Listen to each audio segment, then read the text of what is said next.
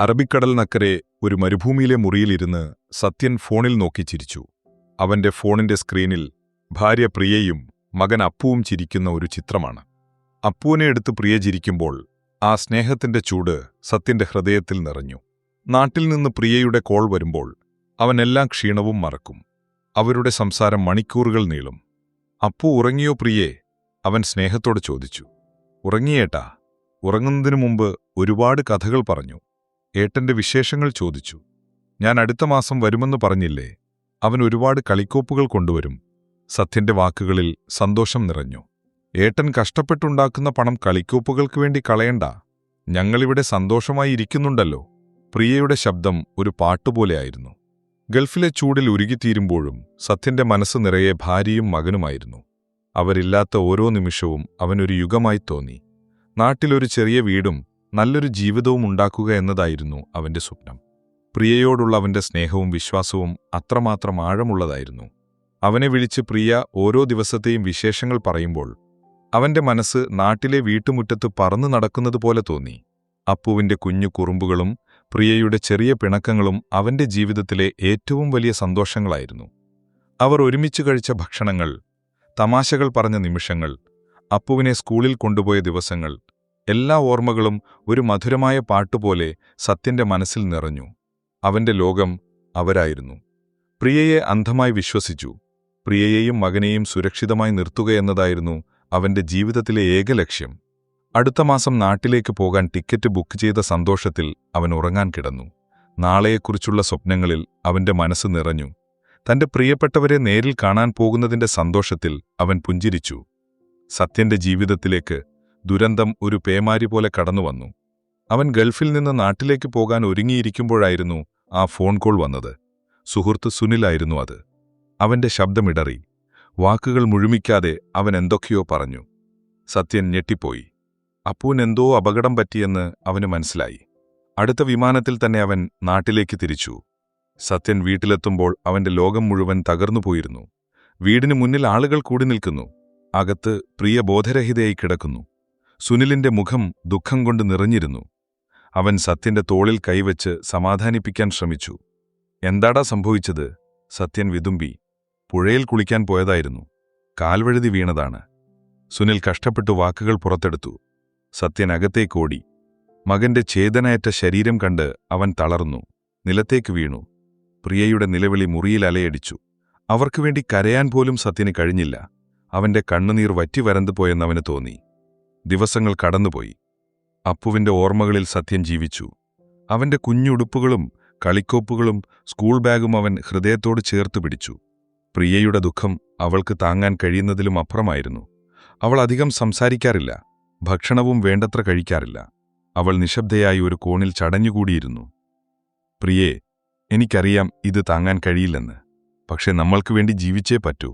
സത്യൻ പ്രിയയെ സമാധാനിപ്പിക്കാൻ ശ്രമിച്ചു. അവളുടെ കണ്ണുകളിൽ നിന്ന് കണ്ണുനീർ ചാലൊട്ടൊഴുകി. അവൾക്ക് വാക്കുകളൊന്നും പറയാൻ കഴിഞ്ഞില്ല. ഇതിനിടയിൽ പ്രിയയുടെ സ്വഭാവത്തിൽ ചെറിയ മാറ്റങ്ങൾ വരുന്നുണ്ടായിരുന്നു.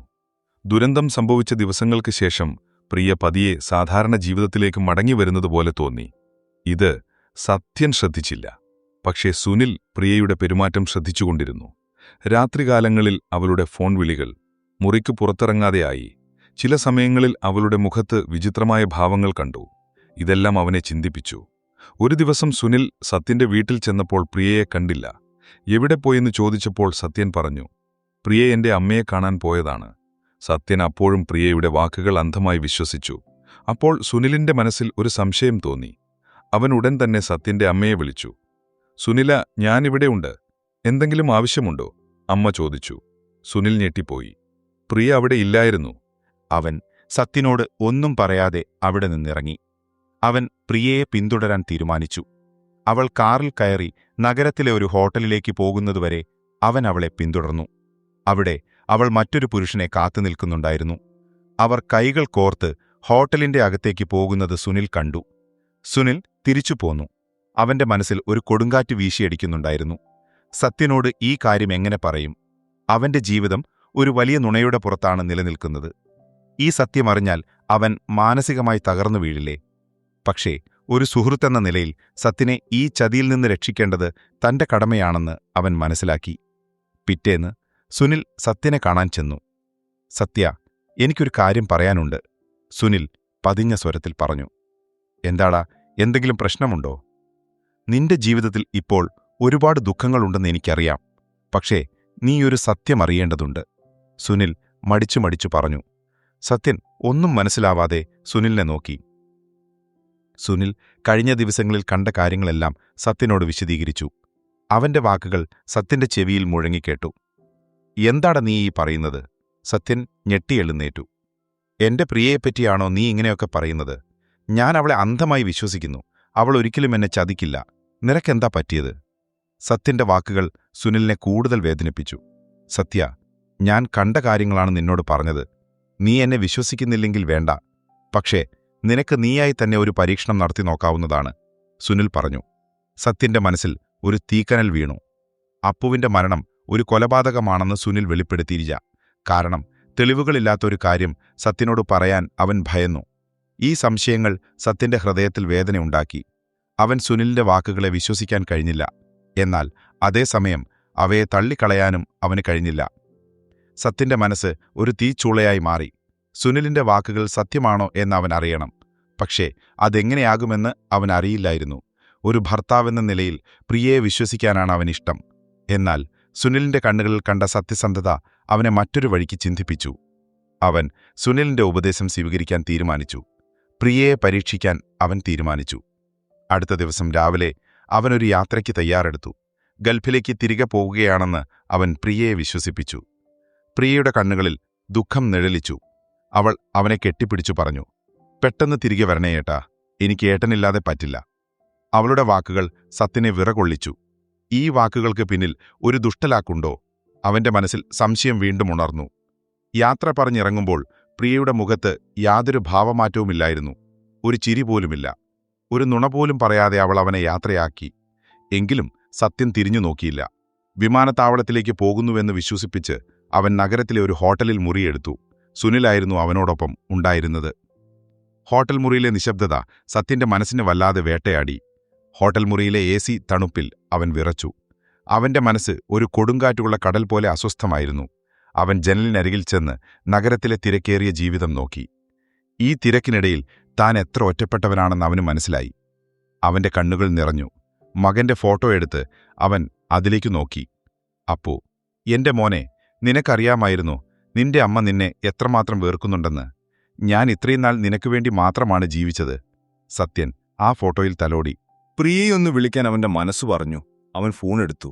വിറയിലോടെ അവളുടെ നമ്പർ ഡയൽ ചെയ്തു. ഏട്ടാ, എത്തിയോ? പ്രിയയുടെ ശബ്ദം ഒരു പുഴ പോലെ ശാന്തമായിരുന്നു. എത്തി പ്രിയേ, എനിക്ക് സുഖമില്ല, വയ്യ, സത്യൻ വിറയിലോടെ പറഞ്ഞു. ഏട്ടൻ ശ്രദ്ധിക്കണം, ഭക്ഷണം കഴിക്കണം, ഞാനിവിടെ സന്തോഷമായിരിക്കുന്നു. അവളുടെ വാക്കുകൾ സത്യനെ ഞെട്ടിച്ചു. അവളുടെ ശബ്ദത്തിൽ ഒരു മാറ്റവുമില്ലായിരുന്നു. സാധാരണ സത്യൻ യാത്ര പോകുമ്പോൾ അവൾ കരയുമായിരുന്നു. വേഗം തിരികെ വരണമെന്ന് ആവശ്യപ്പെടാറുമുണ്ടായിരുന്നു. പക്ഷെ ഇപ്പോൾ ഒരു മാറ്റവുമില്ലായിരുന്നു. അവളുടെ സംസാരം അവനെ കൂടുതൽ സംശയാലുവാക്കി. സുനിലിന്റെ വാക്കുകൾ സത്യമാണെന്ന് അവന്റെ മനസ്സ് മന്ത്രിച്ചു. അവനത് വിശ്വസിക്കാൻ മടിച്ചു. പക്ഷെ ഉള്ളിലെവിടെയോ ഒരു ഭയം അവന്റെ ശരീരത്തെ വിറകൊള്ളിച്ചു. അപ്പുവിന്റെ മരണം ഒരു കൊലപാതകമാണെന്ന് സുനിൽ വെളിപ്പെടുത്തിയില്ല. പക്ഷെ സത്യന്റെ മനസ്സിൽ ഭയം കടന്നുപോയി. ഇനി തന്റെ ജീവിതത്തിലും എന്തെങ്കിലും ദുരന്തമുണ്ടാകുമോ? സത്യൻ ഫോൺ വച്ചു. അവൻ സുനിലിന്റെ മുഖത്തേക്ക് നോക്കി. അവന്റെ കണ്ണുകളിൽ ഭയവും ദേഷ്യവും ഒരുമിച്ചുണ്ടായിരുന്നു. അവൾ എന്നെ ചതിക്കുകയാണ് അല്ലേ സുനിൽ?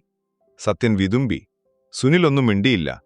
അവൻ സത്യനെ ആശ്വസിപ്പിക്കാൻ അവന്റെ കയ്യിൽ പിടിച്ചു. നമുക്ക് സത്യം കണ്ടുപിടിക്കാം, സുനിൽ പറഞ്ഞു. അവളിപ്പോൾ എവിടെയായിരിക്കും? സത്യൻ ചോദിച്ചു. അവളുടെ വീട്ടിൽ പോയി നോക്കിയാലോ? സുനിൽ ചോദിച്ചു. സത്യൻ അവന്റെ മനസ്സിൽ തീരുമാനിച്ചു. സത്യം എത്ര കഠിനമാണെങ്കിലും അത് നേരിടാൻ അവൻ തയ്യാറാണ്. നഗരത്തിലെ തിരക്കേറിയ വീഥികളിലൂടെ സത്യനും സുനിലും കാറിൽ പ്രിയയുടെ വീട്ടിലേക്ക് യാത്രയായി. സത്യന്റെ മനസ്സിൽ ഭയവും ദേഷ്യവും കൂടിക്കലർന്ന ഒരു വികാരമുണ്ടായിരുന്നു. താൻ കാണാൻ പോകുന്നത് എന്താണെന്ന് അവൻ അറിയാമായിരുന്നു. എങ്കിലും ഒരു നേരിയ പ്രതീക്ഷ അവശേഷിച്ചിരുന്നു. ഒരുപക്ഷേ സുനിലിന് തെറ്റിയതാവാം. അവന്റെ സംശയങ്ങളെല്ലാം വെറുതെയാകുവാം. ഈ ചിന്തകൾ അവനെ വേദനിപ്പിച്ചു. രാത്രിയുടെ നിശബ്ദതയിൽ അവർ ആ വീട്ടിലെത്തി. വീടിനു ചുറ്റും കനത്ത ഇരുട്ടായിരുന്നു. പുല്ലുകൾക്കിടയിലൂടെ അവർ വീടിന്റെ പിന്നിലേക്ക് നടന്നു. ഒരു കള്ളനെപ്പോലെ സ്വന്തം വീട്ടിലേക്ക് കയറി ചെല്ലുമ്പോൾ സത്യന്റെ ഹൃദയം വേദനിച്ചു. ജനലരികിൽ ഇരുട്ടിൽ മറഞ്ഞുനിന്ന് അവർ അകത്തേക്ക് നോക്കി. അകത്ത് പ്രിയയും ഒരു പുരുഷനും കൈകൾ കോർത്തു ചിരിക്കുന്നു. സത്യന്റെ ശരീരത്തിലൂടെ ഒരു വിറയൽ പാഞ്ഞുപോയി. അവന്റെ കണ്ണുകൾ നിറഞ്ഞു. സുനിലിന്റെ വാക്കുകൾ സത്യമായിരുന്നു. ആ പുരുഷന്റെ മുഖം സത്യൻ ഓർത്തെടുത്തു. കുറച്ചു കാലം മുൻപ് ഒരു കല്യാണത്തിന് കണ്ട ഓർമ്മ അവനുണ്ടായിരുന്നു. നമ്മുടെ ജീവിതത്തിൽ ഒരു തടസ്സമായിരുന്നവൻ ഇല്ലാതായി, അയാൾ പറഞ്ഞു. അതെ, സത്യന്റെ വീട്ടിൽ എല്ലാവരും മരിച്ചതെന്ന് കരുതിയ മകൻ. പ്രിയ ചിരിച്ചു. സത്യന്റെ ഹൃദയം നിന്നുപോയതുപോലെ അവൻ അനുഭവിച്ചു. അവന്റെ കണ്ണുകളിൽ നിന്ന് കണ്ണുനീർ ഒളിച്ചുപോയി.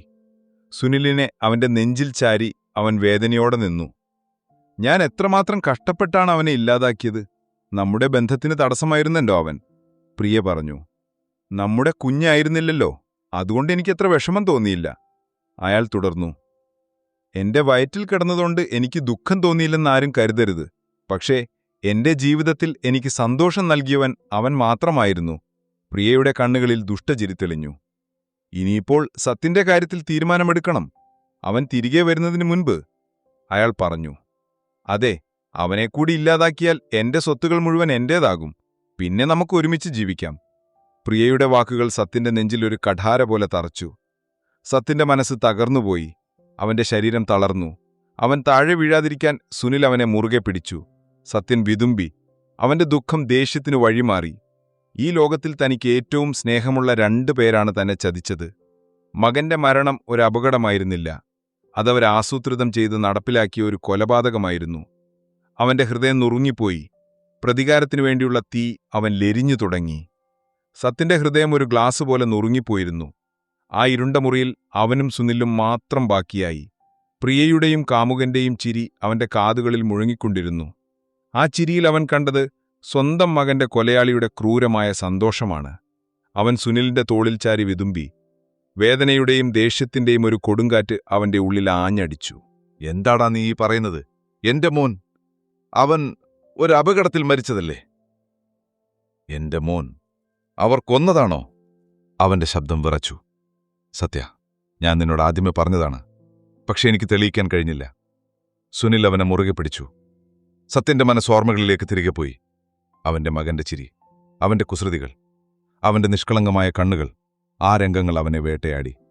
അവന്റെ കണ്ണുകളിൽ നിന്ന് കണ്ണുനീർ ധാരയായി ഒഴുകി. അവന്റെ എല്ലാ സ്വപ്നങ്ങളും പ്രതീക്ഷകളും ഒരു ചതിയുടെ ഭാഗമായിരുന്നു എന്ന തിരിച്ചറിവ് അവനെ തകർത്തു. അവന്റെ ശരീരം തളർന്നു, പക്ഷേ അവന്റെ മനസ്സ് കൂടുതൽ ശക്തമായിക്കൊണ്ടിരുന്നു. ഞാൻ പ്രതികാരം ചെയ്യും സുനിൽ, ഞാൻ അവരെ കൊല്ലും. അവന്റെ കണ്ണുകളിൽ തീവ്രമായൊരു ഭാവം മിന്നിമറഞ്ഞു. സത്യ, നീ ശാന്തനാവണം, നമുക്ക് തിരിച്ചുപോകാം, സുനിൽ പറഞ്ഞു. ഇല്ല സുനിൽ, ഞാൻ തിരിച്ചുപോവില്ല. എന്റെ മനസ്സിന്റെ എല്ലാ നന്മയും ഇല്ലാതായിരിക്കുന്നു. എന്റെ ഉള്ളിൽ ഇനി പ്രതികാരം മാത്രമേ ഉള്ളൂ. ഈ ലോകത്തിലെ എല്ലാ ദുഷ്ടതയും ഞാനിപ്പോൾ എന്റെ ഭാര്യയിലും അവളുടെ കാമുകനിലും കാണുന്നു. സത്യന്റെ വാക്കുകൾ പാറ പോലെ ഉറച്ചതായിരുന്നു. അവർ തിരികെ ഹോട്ടലിലേക്ക് പോയി. വഴിയിൽ സത്യനൊന്നും മിണ്ടിയില്ല. അവന്റെ കണ്ണുകളിൽ അഗ്നിയുണ്ടായിരുന്നു. ഹോട്ടലിലെ മുറിയിൽ അവനൊരു ഭ്രാന്തനെപ്പോലെ അലറി. അവന്റെ മനസ്സ് അവനെ വേട്ടയാടുന്നുണ്ടായിരുന്നു. അടുത്ത ദിവസം രാവിലെ സത്യൻ തന്റെ മകന്റെ കല്ലറക്കരികിൽ പോയി. അവന്റെ കണ്ണുകളിൽ കണ്ണുനീർ വറ്റിവരണ്ടിരുന്നു. കല്ലറയുടെ മുന്നിൽ മുട്ടുകുത്തി അവൻ കരഞ്ഞു. അപ്പോ, എന്റെ മോനെ, എന്റെ തെറ്റുകൊണ്ടാണ് നിനക്കിങ്ങനെയൊക്കെ സംഭവിച്ചത്. പക്ഷെ ഞാൻ പ്രതികാരം ചെയ്യും, നിനക്ക് നീതി നേടിത്തരും. അവൻ കല്ലറയിൽ തലോടി. സത്യൻ തിരികെ വന്നപ്പോൾ അവന്റെ മുഖം വളരെ ശാന്തമായിരുന്നു. പക്ഷേ ആ കണ്ണുകളിൽ ഒരു ദുഷ്ടന്റെ ക്രൂരതയുണ്ടായിരുന്നു. അവൻ സുനിലിന്റെ കൈകളിൽ പിടിച്ചു പറഞ്ഞു, ഇനി തിരിഞ്ഞുനോട്ടമില്ല സുനിൽ. എന്റെ മനസ്സിന്റെ അവസാനത്തെ തുള്ളിയും തകർന്നുപോയിരിക്കുന്നു. ഇനി പ്രതികാരം മാത്രം. തന്റെ മനസ്സിന്റെ അവസാനത്തെ തുള്ളിയും തകർന്നുപോയെന്ന സത്യൻ തിരിച്ചറിഞ്ഞു. അവനപ്പോൾ വെറുമൊരു മനുഷ്യനായിരുന്നില്ല. മകന്റെ ജീവനെടുത്തവരോടുള്ള പ്രതികാരത്തിന്റെ തീവ്രമായ ആഗ്രഹമായിരുന്നു അവന്റെ മനസ്സിനെ നയിച്ചിരുന്നത്. ഹോട്ടൽ മുറിയിൽ തിരിച്ചെത്തിയ ശേഷം അവൻ തന്റെ പദ്ധതിയെക്കുറിച്ച് സുനിലിനോട് പറഞ്ഞു. സുനിൽ, അവരെന്റെ മോനെ കൊന്നു. അതിനവർക്ക് കഠിനമായ ശിക്ഷ ലഭിക്കണം. ഞാൻ എന്റെ കൈകളാൽ അവരെ ഇല്ലാതാക്കും. സത്യന്റെ ശബ്ദത്തിൽ യാതൊരു വികാരവും ഉണ്ടായിരുന്നില്ല. അത് ഇരുമ്പ് പോലെ ഉറച്ചതായിരുന്നു. സുനിൽ, നമുക്ക് പോലീസിൽ അറിയിക്കാം. അവർക്ക് നിയമപരമായ ശിക്ഷ ലഭിക്കട്ടെ, സുനിൽ പറഞ്ഞു. സത്യൻ ഒരു നിമിഷം സുനിലിനെ തുടിച്ചു നോക്കി. നിയമമോ? ആർക്കാണ് നിയമം? ഈ ലോകത്തിൽ നിയമമുള്ളത് എന്റെ കയ്യിലാണ്. നീ അവരെ എന്റെ മോനെ കൊന്നതായി പറയുകയാണെങ്കിൽ ഒരു തെളിവുമില്ലാത്തതുകൊണ്ട് അവർ നിന്നെ വിട്ടയക്കും. അപ്പു എന്റെ മകനാണ്. അവന് നീതി കിട്ടാൻ ഞാൻ നിയമം എന്റെ കയ്യിലെടുക്കും. അവന്റെ വാക്കുകൾ സുനിലിനെ നിശബ്ദനാക്കി. സത്യന്റെ മനസ്സ് എത്രമാത്രം ഇരുളടഞ്ഞിരിക്കുന്നുവെന്ന് സുനിലിന് മനസ്സിലായി. അവന്റെ കണ്ണുകളിൽ കണ്ട ഭീകരത സുനിലിനെ ഭയപ്പെടുത്തി. പക്ഷേ തന്റെ ഉറ്റ സുഹൃത്തിനെ ഒറ്റപ്പെടുത്താൻ സുനിലിന് കഴിഞ്ഞില്ല. സത്യന്റെ മാനസികാവസ്ഥ കണ്ട് അവനൊപ്പം നിൽക്കാൻ അവൻ തീരുമാനിച്ചു. സത്യൻ തന്റെ പഴയ സുഹൃത്തുക്കളിൽ ചിലരുമായി ബന്ധപ്പെട്ടു. അവർ സത്യന്റെ കൂടെ നിന്നവരായിരുന്നു. അവർക്ക് സ്വന്തമായി ചില കാര്യങ്ങളുണ്ടായിരുന്നു. പക്ഷേ സത്യന്റെ വാക്കുകൾ കേട്ട് അവർ അത്ഭുതപ്പെട്ടു. പക്ഷേ സത്യന്റെ അവസ്ഥ മനസ്സിലാക്കിയപ്പോൾ അവർ അവനെ സഹായിക്കാൻ തീരുമാനിച്ചു. അവർക്ക് വേണ്ട ആയുധങ്ങളും മറ്റു കാര്യങ്ങളും അവർ രഹസ്യമായി സംഘടിപ്പിച്ചു. രാത്രിയുടെ നിശബ്ദതയിൽ ഹോട്ടൽ മുറിയിൽ അവർ ഒത്തുകൂടി. സത്യൻ ഒരു സൈനികനെ പോലെ അവരുടെ നീക്കങ്ങൾ ആസൂത്രണം ചെയ്തു. ഓരോ നിമിഷവും അവന്റെ മനസ്സിൽ പ്രതികാരം മാത്രമായിരുന്നു. മഴയുള്ള ഒരു രാത്രി സത്യൻ തെരഞ്ഞെടുത്തു. പ്രകൃതിയുടെ ഈ രൗദ്രത അവന്റെ മനസ്സിലെ തീവ്രമായ വികാരങ്ങളെ പ്രതിഫലിക്കുന്നു. നമ്മൾ പോകുന്നത് രാത്രിയിലാണ്, സത്യൻ പറഞ്ഞു. മഴയുള്ള രാത്രിയിൽ ആരും നമ്മളെ കാണില്ല. അവർ കാറിൽ യാത്ര പുറപ്പെട്ടു. സത്യന്റെ മനസ്സിലൊരു ലക്ഷ്യം മാത്രം: തന്റെ മകന്റെ കൊലയാളികളെ ഇല്ലാതാക്കുക. അവന്റെ മുഖത്ത് യാതൊരു വികാരവും ഉണ്ടായിരുന്നില്ല. സുനിൽ അവന്റെ മുഖത്തേക്ക് നോക്കി. അവിടെ ഒരു ഭ്രാന്തന്റെ തീവ്രമായ ഭാവം. അത് കണ്ട് സുനിൽ ഭയപ്പെട്ടിരുന്നു. ആകാശത്തെ കീറിമുറിച്ച് ഇടിമിന്നലുകൾ മിന്നിമറഞ്ഞു. മഴത്തുള്ളികൾ ശക്തിയായി ഭൂമിയിൽ പതിച്ചു. ആ രാത്രി പ്രകൃതി പോലും സത്യന്റെ മനസ്സിന്റെ വികാരങ്ങളോട് ചേർന്നു നിൽക്കുന്നതുപോലെ തോന്നി. അവന്റെ കണ്ണുകളിൽ ഒരുതരം ഭീകരമായ ഭാവം. ഒപ്പം വന്നവരെല്ലാം അവനെ ഭയത്തോടെ നോക്കി. സുനിൽ വണ്ടിയോടിക്കുമ്പോൾ അവന്റെ കൈകൾ വിറച്ചിരുന്നു. സത്യ, ഈ വഴിയിൽ നിന്ന് പിന്തിരിയാൻ ഇനിയും സമയമുണ്ട്. നമുക്ക് തിരിച്ചു പോകാം, സുനിൽ അപേക്ഷിച്ചു. സത്യൻ ഒരു പുഞ്ചിരിയോടെ സുനിലിനെ നോക്കി. ആ പുഞ്ചിരിയിൽ യാതൊരു ദയയും ഉണ്ടായിരുന്നില്ല. തിരിച്ചോ? നീ എന്തായി പറയുന്നത്? എന്റെ മകന്റെ ആത്മാവെന്നെ ഇവിടെ എത്തിച്ചിരിക്കുകയാണ്. ഈ പ്രതികാരം എന്റെ മകന്റെ ആത്മാവിനുള്ള നീതിയാണ്. അവർ പ്രിയയുടെ വീടിന് മുന്നിൽ വണ്ടി നിർത്തി. ഇരുട്ടും മഴയും കാരണം ആരും അവരെ ശ്രദ്ധിക്കില്ലെന്ന് സത്യൻ അറിയാമായിരുന്നു. അവന്റെ മനസ്സ് ശാന്തമായിരുന്നു. അവൻ കാറിൽ നിന്നിറങ്ങി വാതിൽ തുറന്നകത്തേക്ക് കയറി. അവന്റെ കൂടെ സുനിലുമുണ്ടായിരുന്നു. വീടിനകത്തേക്ക് കയറിയപ്പോൾ പ്രിയയും കാമുകനും കസേരയിലിരുന്ന് സംസാരിച്ചുകൊണ്ടിരിക്കുകയായിരുന്നു. അവർക്ക് യാതൊരു പേടിയും ഉണ്ടായിരുന്നില്ല. സത്യന്റെ ശബ്ദം കേട്ട് അവർ തിരിഞ്ഞു നോക്കി. സത്യൻ, പ്രിയയുടെ കണ്ണുകൾ വിടർന്നു. ഞാൻ ഗൾഫിലേക്ക് പോകുകയാണെന്ന് നീ വിശ്വസിച്ചു. പക്ഷെ ഞാൻ നിന്നെ വിശ്വസിച്ചില്ല. സത്യന്റെ ശബ്ദം താഴ്ന്നതായിരുന്നു. പക്ഷെ അതിനൊരു സിംഹത്തിന്റെ അലർച്ചയുടെ ശക്തിയുണ്ടായിരുന്നു. പ്രിയയുടെയും കാമുകന്റെയും മുഖം ഭയം കൊണ്ട് വിളറി. അവരുടെ കണ്ണുകളിൽ പേടി നിറഞ്ഞു. അവർ എഴുന്നേറ്റു. പക്ഷേ സത്യന്റെ കൂട്ടുകാർ അവരെ കീഴ്പ്പെടുത്തി. കാമുകനെ ഒരു കസേരയിൽ കെട്ടിയിട്ടു. പ്രിയയുടെ കൈകൾ അവന്റെ മുന്നിൽ വെച്ച് കെട്ടിയിട്ടു. സത്യ, ഇത് തമാശയാണ്. നിനക്കെന്താ പറ്റിയത്? പ്രിയയുടെ ശബ്ദം വിറച്ചു. നിനക്കെന്താ പറ്റിയത്? നിനക്കറിയാമായിരുന്നോ നമ്മുടെ മോനെ നീ കൊലപ്പെടുത്താൻ പദ്ധതിയിട്ടപ്പോൾ? നിനക്കെന്താ പറ്റിയത് നിന്റെ കാമുകനുമായി നമ്മുടെ മകനെ കൊലപ്പെടുത്തിയപ്പോൾ? പ്രിയയുടെയും കാമുകന്റെയും കണ്ണുകളിൽ ഭയം നിറഞ്ഞു. അവർ സത്യന്റെ ക്രൂരമായ ഭാവം കണ്ട് ഭയപ്പെട്ടു. സത്യ, ഞങ്ങൾ തെറ്റ് ചെയ്തിട്ടില്ല. ഇല്ലേ, നിങ്ങൾ ഒരുപാട് തെറ്റുകൾ ചെയ്തിട്ടുണ്ട്. അതിനുള്ള ശിക്ഷ ഇപ്പോൾ നിങ്ങൾക്ക് ഞാൻ നൽകും, സത്യൻ പറഞ്ഞു. സത്യൻ അവന്റെ കൂട്ടുകാരോട് പ്രിയയെ എറിഞ്ഞുകൊടുക്കാൻ ആവശ്യപ്പെട്ടു. അവർ പ്രിയയെ ഒരു കളിപ്പാവയെപ്പോലെ കാമുകന്റെ മുന്നിലെറിഞ്ഞു. പ്രിയയുടെ നിലവിളി ആ വീട്ടിൽ മുഴങ്ങി. കാമുകൻ കണ്ണടച്ച് നിലവിളിച്ചു. അവന്റെ മുഖം ഭയച്ചു വിളറിയിരുന്നു. നിങ്ങൾ രണ്ടുപേർക്കും ഒരുമിച്ച് നരകത്തിലേക്ക് പോകാം, സത്യന്റെ ശബ്ദം ഒരു ഭ്രാന്തനെ പോലെ മുഴങ്ങി. പിന്നീട് റെയിൽവേ ട്രാക്കിൽ തിരിച്ചറിയാൻ കഴിയാത്ത വിധം ചിന്നിച്ചിതറി നിൽക്കുന്ന 2 മൃതദേഹങ്ങൾ കണ്ടെത്തി. അതേസമയം കഥയിലെ നായകൻ വിമാനത്താവളത്തിൽ നിന്ന് ഗൾഫിലേക്ക് തിരികെ പോകുന്നതായി കഥ അവസാനിക്കുന്നു.